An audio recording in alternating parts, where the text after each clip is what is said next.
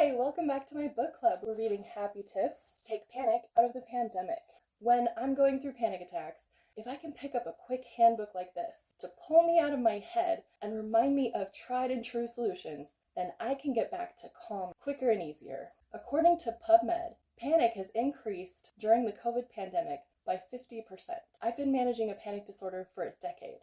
For people who are new to anxiety and panic, I can shed some light on how to get through these moments faster and easier. I also want to let you know, you are not alone. You can make it through this. You can make it through anything. A panic attack can range from a racing, pained heart to an icy feeling of adrenaline through your veins, or emotional pain through the body, hyperventilating, uncontrollable crying, all the way to uncontrollable screaming. I've significantly reduced the type and frequency of panic I experience through medical attention, practicing self-management tools, and steps towards greater life satisfaction and stability over time.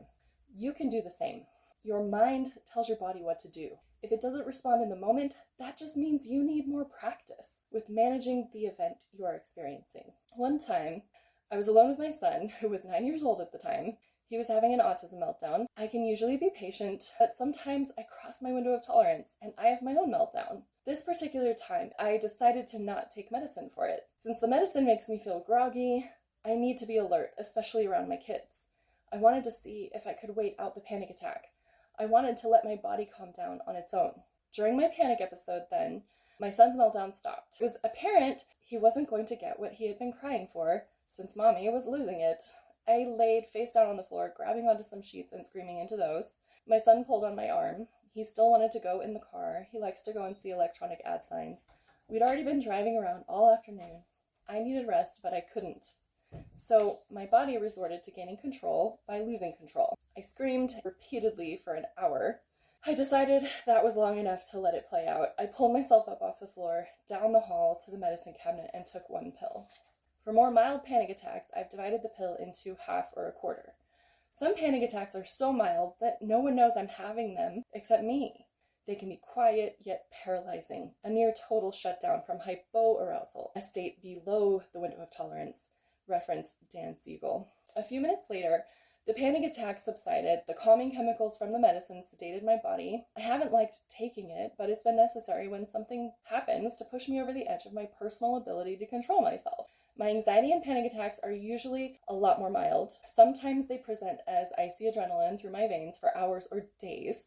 That's a lot longer than the 10 minutes I've heard some professionals estimate. I can manage the various less severe attacks with one or more of the many emotional management tools I've picked up over the years, including in this book.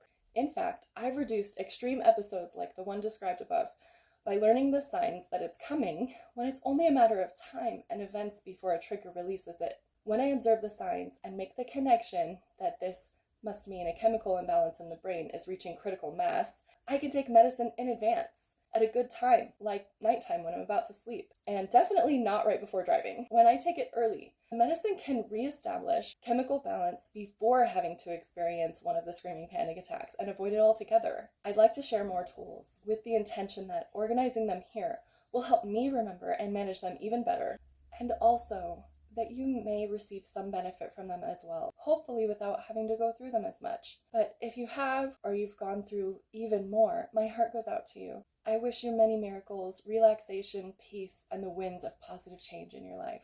This book is not intended as a substitute for professional help and should not be used as such.